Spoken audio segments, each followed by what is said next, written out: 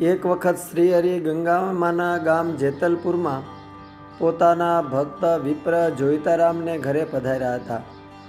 શ્રીહરિ પોતાને ઘરે અલૌકિક રૂપે આવ્યા જાણીને જોઈતારામે પોતાના ધન્ય ભાગ્ય સમજીને શ્રીહરિને પ્રેમે રસોઈ કરીને થાળ જમાડવા સારું અતિ આગ્રહ કરતા કહ્યું કે મહારાજ, આજ તમે દયા કરીને મારે ઘેર પધાર્યા છો, તે હું થાળ બનાવું તે તમે દયા કરીને જમો.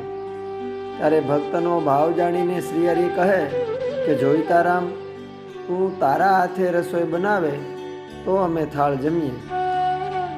પછી જોઈતારામે પોતાના હાથે જ રસોઈ બનાવીને પતરાવળીમાં થાળ તૈયાર કરીને બાજોઠે બેસાડીને શ્રીહરિને જમાડ્યા. જમીને ચડું કરીને મુખવાસ લઈને શ્રીહરિ ઓસરીમાં વિરાજ્યા. એટલે જોઈતારામ વિપ્ર એમના સામે હાથ જોડીને બેઠા. ત્યારે શ્રીહરિ કહે કે જોઈતારામ, આજે તને એક વાત કહેવા સારું આવ્યો છું. તે વાત તું તારા હૃદયમાં ધારજે. તે એ છે કે તારો દેહ પડવાને આડો 1 મહિનો રહ્યો છે. તું કૂવે નાહવા જઈશ ત્યારે કૂવો પડશે, એ સમયે તારો દેહ પડશે અને એ વસમી વેળાએ અમે તને તેડવા આવીશું. તારી અંત સમયે સહાય કરીને તને અમે અમારા ધામમાં લઈ જઈશું. માટે તું સદાય આનંદમાં રહેજે અને આ વાત જે કોઈ ખરો ભગવાનનો ભક્ત હોય એને જ કહેજે.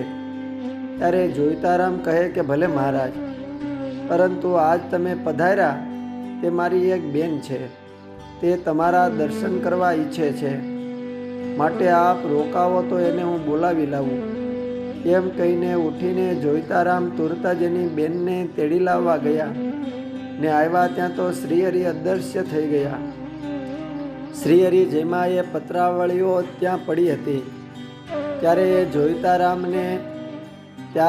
એ જોઈને જોઈતારામના બેન શ્રીહરિના દર્શન ન થતાં પસ્તાવો કરવા લાગ્યા. ત્યારે જોઈતારામ બોલ્યા કે બેન, શ્રીહરિ જો કે મારા સારું જ ખાસ પધાર્યા હતા ને કહી ગયા છે કે 1 મહિના પછી તને અમારા ધામમાં તેડી જશું, માટે આ વાત તું કોઈને કહીશ માં. શ્રીહરિના વચન પ્રમાણે જોઈતારામ 1 મહિના પછી કૂવે નાહવા ગયા અને એ કૂવો પડતા ધામમાં ગયા. ત્યારે શ્રીહરિ અનેક વિમાનો લઈને પોતાના ધામમાં તેડી જવા સારું પધાર્યા. એવા દિવ્ય દર્શન બીજા ઘણા બ્રાહ્મણોને એ વખતે થયા. શ્રીહરિ પોતાનું અનંત ઐશ્વર્ય જણાવતા થકા પોતાના ભક્તને અક્ષરધામમાં તેડી ગયા. અસ્તુ. જય સ્વામિનારાયણ. શ્રીહરિ ચરિત્ર ચિંતામણી.